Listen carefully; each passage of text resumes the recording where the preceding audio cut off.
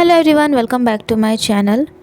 Weighing Wangji से बहुत नाराज़ हो जाता है क्योंकि वांगजी ने ये कहा था कि वो वेइंग से प्यार नहीं करता। पर सच तो ये था कि ये सब वांगजी ने वेइंग की जान बचाने के लिए उस समय कहा था, और वो ये सच भी नहीं बता पाया था कि वो एक अंडरवर्ल्ड माफिया है। वांगजी बहुत ही गुस्से में था क्योंकि ये सब उस पर्सन की वजह से ही हुआ था जिसने मॉल में वांगजी पर गन फायर की थी। वो तुरंत इंटरोगेशन रूम में पहुंचता है, पर ये लान मैंशन में नहीं था। इधर शिचन भी वांगजी के फ़ोन पर कई बार कॉल कर चुका था, पर वांगजी रिप्लाई ही नहीं कर रहा था। मैडम लान बहुत ही ज़्यादा परेशान थी कि आखिरकार वांगजी रात भर से कहाँ गायब है। शिचन जानता था, पर वो अभी अपनी मॉम और अंकल से कुछ भी नहीं कह सकता था क्योंकि वांगजी ने उससे कहा था कि वो ये बात खुद से मॉम और अंकल को बताएगा। वांगजी कार रोकता है और गुस्से में रूम के अंदर जाता है जहां सियान ने उस पर्सन को रखा हुआ था। सियान जब वांगजी को देखता है तो वो कहता है, बॉस आप आ गए। तभी उसकी नज़र वांगजी के हाथ पर जाती है जिसमें से खून बह रहा था। वो कहता है, बॉस आपका हाथ। पर वांगजी जाता है और गुस्से में उस पर्सन के 2-3 पंच मार देता है। वांगजी उस पर्सन का कॉलर खींचते हुए कहता है, बताओ मुझे तुम्हें किसने भेजा है? तुम्हें वेन रोहान ने भेजा था मुझे मारने के लिए। वो पर्सन अनकॉन्शियस होने लगा था, पर वांगजी का गुस्सा कम होने का नाम ही नहीं ले रहा था। वो उस पर्सन से कहता है, बताओ मुझे। वो पर्सन बस इतना ही बोल पाता है, वेन, और फिर वो बेहोश हो जाता है। वांगजी बिल्कुल पागल जैसा हो गया था क्योंकि आज वेइंग की भी जान जा सकती थी। उसके ओमेगा की जान खतरे में थी। तभी सियान जल्दी से भागकर वांगजी के पास आता है और कहता है, बॉस प्लीज़ आप खुद को संभालिए। मिस्टर वेइंग ठीक हैं, पर आपके हाथ में ये जो चोट लगी है और खून बह रहा है। कई बार सियान वांगजी को आवाज़ लगाता है, तब जाकर वांगजी होश में आता है। वो उस पर्सन को छोड़ देता है और सियान से कहता है कि ये जैसे ही होश में आए तुम मुझे तुरंत कॉल करना। तभी सियान देखता है कि अभी भी उसने वांगजी के हाथ को पकड़ रखा था। वो तुरंत उसके हाथ को छोड़ देता है और कहता है, ओके बॉस, लेकिन प्लीज़ आप अपनी चोट पर पट्टी बांध लीजिएगा। वांगजी पीछे मुड़कर सियान की ओर देखता है, पर इस समय उसकी आंखों में गुस्सा नहीं था। वो कहता है, सियान क्या तुमने कुछ खाया?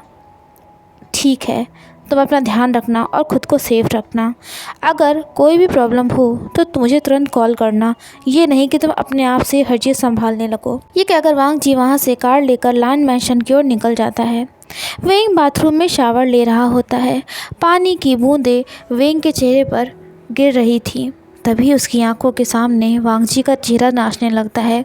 वांगजी का वो टच, वांगजी का वो किस, वांगजी का वो प्यार करना, सब कुछ उसे याद आ रहा था।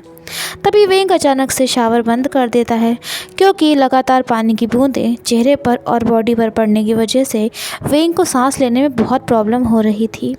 वेइंग को रोना आ रहा था क्योंकि उसने जो कुछ भी हुआ था उसकी बिल्कुल भी उम्मीद नहीं करी थी। गन फायर और खून, ये सब शायद उसने पहली बार अपनी लाइफ में देखा था। तभी वो खुद से कहता है, वेइंग कहीं तुमने वांगजी को गलत तो नहीं समझ लिया?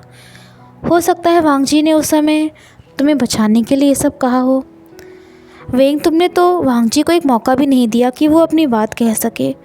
तुमको अपने गुस्से पर कंट्रोल नहीं है और इतने ज़िद्दी हो कि किसी की सुनते भी नहीं हो अपने आगे। वो जल्दी से शावर से बाहर निकलता है और अपना फ़ोन उठाता है, पर तभी उसे ध्यान आता है कि अभी तक तो उसने वांगजी का फ़ोन नंबर लिया ही नहीं था। फिर वो न्यू हसांग को कॉल मिलाता है। उस दिन के घटना के बाद से न्यू हसांग ने एक बार भी वेइंग से बात नहीं करी थी।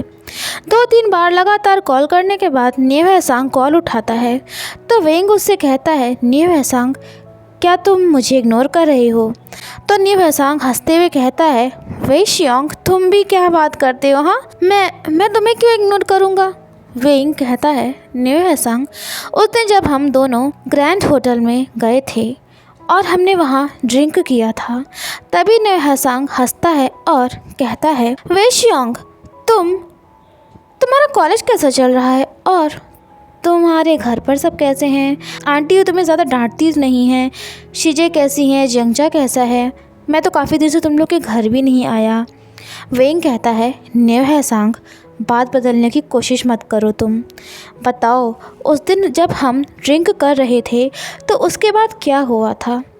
कुछ देर बाद न्यू हैसांग कहता है, एक्चुअली वेंग, उस दिन जब मुझे होश आया और मैं इधर उधर देखने लगा तब तुम मुझे वहाँ नहीं मिले। मैं बहुत परेशान हो गया था। और तो वेंग कहता है, और क्या? न्यू हैसांग, मुझे पूरी बात बताओ। तो न्यू हैसांग कहता है, वे शियोंग, जाने दो ना। तो वेंग गुस्सा हो जाता है और कहता है, न्यू हैसांग, तुम मुझे बता रहे हो या मैं उस होटल में जाकर खुद ये बात पूरी पता कर लूँ? तो न्यू हैसांग कहता है, ठीक है वे शियोंग, मैं तुम्हें पूरी बात बताता हूँ। उस दिन तुम और मैं बहुत ज़्यादा ड्रंक हो गए थे। मैं तो बेहोश हो गया था, सो ही गया था। पर तुमने एक रिच अल्फ़ा जो कि तुम्हें परेशान कर रहा था, उसका नाम शीजेंग था, उसको तुमने सबके सामने थप्पड़ मार दिया था। और वो अल्फ़ा तुम्हारे साथ कुछ गलत करने वाला था, पर मिस्टर लान वांग जी ने तुम्हें बचा लिया था, वरना न जाने तुम्हारा क्या होता। ये बात सुनकर कि उस दिन वेंग को लान वांग जी ने ही बचाया था उस शीजेंग से, वेंग को एक झटका सा लगता है कि उसने आज वांग जी से गुस्से में कितना कुछ कह दिया। और उसे तभी न्यू हैसांग कहता है, वे शियोंग, मैं तुमसे एक बात कहना चाहता हूँ। तुम उस शीजेंग से बचकर रहना। वो शीजेंग मुझसे तुम्हारे बारे में पूछ रहा था, पर मैंने किसी तरह से बात को टाल दिया। पर मैंने सुना है कि तुम जिस कॉलेज में पढ़ते हो वो उसके फाउंडर का बेटा है। वे शियोंग, मुझे तुम्हें ये बात पहले ही बता देनी चाहिए थी, पर मुझे समझ में ही नहीं आ रहा था कि मैं तुमसे कैसे बात करूं, क्योंकि मुझे बहुत बुरा फील हो रहा था। शायद उस दिन मेरी वजह से तुम्हारे साथ कुछ गलत भी हो सकता था ना। पर वो तो शुक्र है मिस्टर लान वांग जी का, उन्होंने तुम्हें बचा लिया। वेंग सारी बातें बहुत ध्यान से सुन रहा था, पर वो न्यू हैसांग को कोई रिप्लाई दिए बगैर कॉल कट कर देता है और जल्दी से भागकर जियांगचा के पास जाता है। जियांगचा उस टाइम पर लान शीचेन से कॉल पर बात कर रहा होता है। वेंग जब ये देखता है तो वो उससे कुछ नहीं कहता और कॉल कटने तक का वेट करता है। कॉल कटने के बाद जब जियांगचा पीछे की ओर मुड़ता है तो वो देखता है कि वेंग वहाँ पर खड़ा हुआ था। वो कहता है, वेंग, तुम उस वक्त रोने क्यों लगे थे? क्या तुम्हारे और मिस्टर लान वांग जी के बीच में कुछ चल रहा है, कुछ हुआ है, लड़ाई झगड़ा हुआ है? तो वेंग कहता है, जियांगचा, मुझे पता है कि तुम प्रोफेसर लान शीचेन को लाइक करते हो और वो भी तुम्हें लाइक करते हैं। जियांगचा ये बात सुनकर चौंक जाता है और कहता है, वेंग, लेकिन तुम्हें ये बात कैसे पता? और तभी वेंग कहता है, जियांगचा, क्या तुम्हें पता है कि लान वांग जी प्रोफेसर लान शीचेन का छोटा भाई है?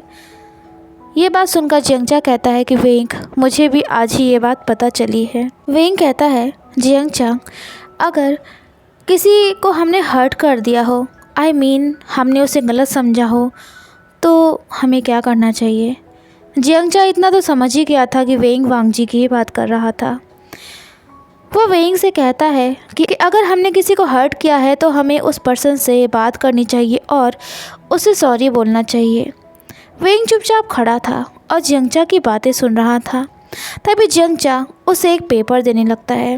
वेंग को समझ नहीं पाता। जियांगचा कहता है, वेंग, इसमें लान वांग जी का फ़ोन नंबर दिया हुआ है।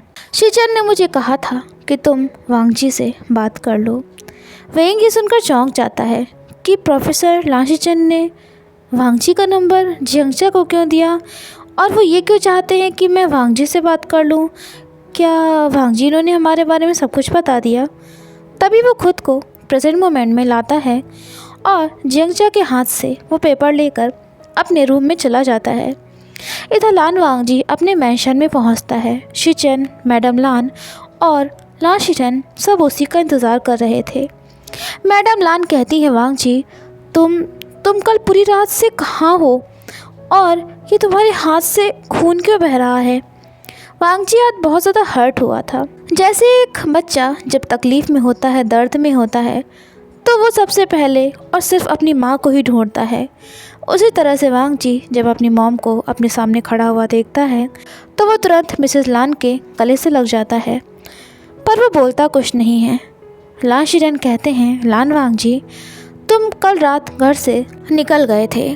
तुमने किसी को ये भी नहीं बताया कि तुम सही से कहाँ जा रहे हो, बस तुमने ये बोला कि तुम उस वेइंग को छोड़ने घर तक जा रहे हो। पूरी रात भर से तुम कहाँ थे? क्या तुम्हें कोई फ़िक्र नहीं है कि तुम्हारी मॉम कितना परेशान होंगी? तुम्हारे डैड के बाद अब तुम ही को सारा बिज़नेस संभालना है। अगर तुम्हें ये सब नहीं करना है तो लान फैमिली के अंडरवर्ल्ड बिजनेस को किसी और के हाथों में सौंप दो। कोई ज़रूरत नहीं है तुम्हें ज़बरदस्ती ये सब करने की। वांगजी तो चीख चीख कर ये बात कहना चाहता था कि वो नहीं ये काम करना चाहता है, पर वो अपने अंकल की बहुत रिस्पेक्ट करता था।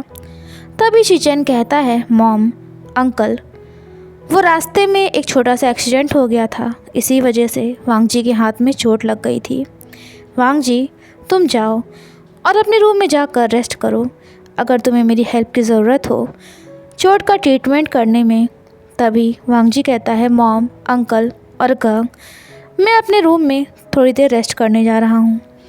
ये क्या अगर वांगजी अपने रूम में चला जाता है। उस हैंड में बहुत ज़्यादा पेन हो रहा था वांगजी को, पर वेइंग की याद उसे और ज़्यादा तड़पा रही थी।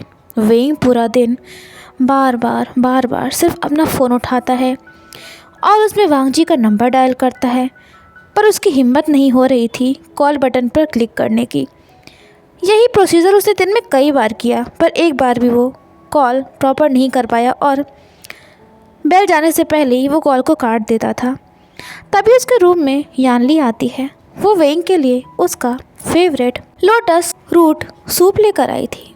यानली कहती है, आशियान, लो ये सूप पी लो, तुम्हारा मूड फ्रेश हो जाएगा। वेइंग के चेहरे पर उस सूप को देखकर एक स्माइल आ जाती है, पर अगले ही पल वो फिर से उदास हो जाता है। यानली कहती है, आशियान, मुझे बताओ क्या बात है? कई दिन से मैं तुम्हें बहुत अजीब तरह से बिहेव करते हुए देख रही हूँ। मुझे बिल्कुल भी ये अच्छा नहीं लग रहा कि मेरा छोटा भाई दुखी है, परेशान है। वेइंग को भी वांगजी की याद सता रही थी, पर उसे अपने ऊपर इतना गुस्सा आ रहा था कि आखिरकार उसने वांगजी की बात क्यों नहीं सुनी। आज उसने वांगजी को इतना हर्ट किया था। वांगजी ने तो हमेशा ही वेइंग की बहुत फिक्र करी, केयर करी, पर वेइंग ने क्या किया? वेइंग ने उसे हमेशा गलत ही समझा। वो कहता है, शीजे, मैंने अपने एक बहुत ही इम्पोर्टेंट पर्सन को हर्ट कर दिया है। तो ये बात सुनकर यानली कहती है, वो इम्पोर्टेंट पर्सन मिस्टर लान वांगजी है ना? ये सुनते ही वेइंग चौंक जाता है और कहता है, शीजे, आपको कैसे ये पता? तो यानली कहती है, आशियान, तुम्हारे चेहरे पर ये साफ साफ लिखा हुआ है, साफ साफ ये बात पता चल रही है कि तुम मिस्टर लान वांगजी को लाइक करते हो और किसी वजह से बेहद परेशान हो। वेइंग अपना सर यानली की गोद में रख कर लेट जाता है। यानली उसके हेयर्स को अपने हाथ से सहलाते हुए कहती है, आशियान, किसी भी रिलेशनशिप में मिसअंडरस्टैंडिंग्स होना आम बात है, पर ये तुम्हें और लान वांगजी को ही तय करना है कि ज़्यादा क्या इम्पोर्टेंट है। और किसी भी रिश्ते का बेस होता है विश्वास। तुम दोनों को अपनी कोई भी बात एक दूसरे से नहीं छुपानी चाहिए। वेइंग मन ही मन कहता है, वांगजी, आई नो कि मैंने तुम्हें बहुत हर्ट किया है, पर मैं अपनी मिस्टेक्स को ज़रूर सुधारूंगा। अगला दिन आता है और दिन के कंपैरिजन में आज वेइंग जल्दी उठ गया था, क्योंकि रात भर तो उसे नींद ही नहीं आई थी। वो जल्दी तैयार होकर कॉलेज के लिए निकलता है। कॉलेज मेन गेट पर पहुंचते ही उसे लान वांगजी की कार खड़ी हुई दिखती है। वेइंग देखकर बहुत खुश हो जाता है और क्लास में जाने लगता है। आज यंगचा उसके साथ नहीं आया था, क्योंकि उसे अपनी मॉम यूजियोआन के साथ किसी ज़रूरी काम से जाना था। वेइंग तेज़ कदमों के साथ क्लास की तरफ जा रहा होता है, तभी उसके कदम अचानक से रुक जाते हैं। उसके सामने स्टाइलिश कपड़े पहने हुए एक रिच अल्फा खड़ा हुआ था। वेइंग चौंक जाता है, क्योंकि वो उसे जानता नहीं था, और वो कहता है, एक्सक्यूज़ मी, आप कौन हो? तो वो पर्सन वेंग के नज़दीक जाता है और कहता है, वेंग, क्या तुमने मुझे पहचाना नहीं? और वो पर्सन उसके कंधे पर अपना हाथ रखने ही वाला होता है, पर तभी वहाँ लान वांग जी आ जाता है और वो झटके से उस पर्सन का हाथ पकड़ते हुए कहता है, शी जेंग, क्या उस दिन मैंने तुमको ये बात समझाई नहीं थी कि वेंग से दूर रहना? वांग जी ने शी जेंग के हाथ को टाइटली पकड़ रखा था। तभी शी जेंग ईवलिश स्माइल करते हुए कहता है, लान वांग जी, ओह मिस्टर लान वांग जी, ये तो एक खूबसूरत ओमेगा है और मुझे ये ओमेगा यानी कि वेंग बहुत पसंद है। मैं वेंग को अपना ओमेगा मार्क करना चाहता हूँ। वेंग तो शॉक्ड हो गया था ये बात सुनकर। तभी वांग जी अपना गुस्सा कंट्रोल नहीं कर पाता और दीवार के सहारे शीजेंग को पुश करता हुआ कहता है, शीजेंग, क्या कहा तुमने? वो शीजेंग को पंच करने वाला होता है। तभी वेंग उसका हाथ पकड़ लेता है और कहता है, सॉरी मिस्टर शीजेंग, मुझे वांग जी से कुछ ज़रूरी बात करनी है। ये कहकर वेंग वांग जी का हाथ पकड़ लेता है और वहाँ से जाने लगता है। वांग जी कहता है, वेंग, मेरा हाथ छोड़ो। कुछ दूर आगे जाकर वेंग वांग जी का हाथ छोड़ देता है। वो कहता है, वांग जी, तुम ये सब क्या कर रहे थे? पर वांग जी बहुत गुस्से में था और वो वेंग की किसी बात का जवाब नहीं देना चाह रहा था, क्योंकि उसके ओमेगा पर किसी और अल्फा ने हाथ डालने की कोशिश करी थी। तभी अचानक से वेंग वांग जी को अपने गले से लगा लेता है और कहता है, सॉरी वांग जी, कल मैंने तुमको इतना कुछ कह दिया था। सॉरी वांग जी, मैंने तुम्हें गलत समझा। पर प्लीज़ अब तुम मेरे लिए किसी से लड़ाई मत करना। वांग जी वेंग से बहुत प्यार करता था, पर वो ये बात अच्छी तरह से जान चुका था कि अगर वेंग उसके साथ रहा तो उसकी जान भी खतरे में पड़ जाएगी। अब वांग जी क्या फ़ैसला करेगा? तो उम्मीद है दोस्तों आज का पार्ट आपको पसंद आया होगा। वीडियो को लाइक, शेयर, चैनल को सब्सक्राइब कर लीजिएगा। तो फिर मिलते हैं नेक्स्ट पार्ट में। Till then take care and have a good day.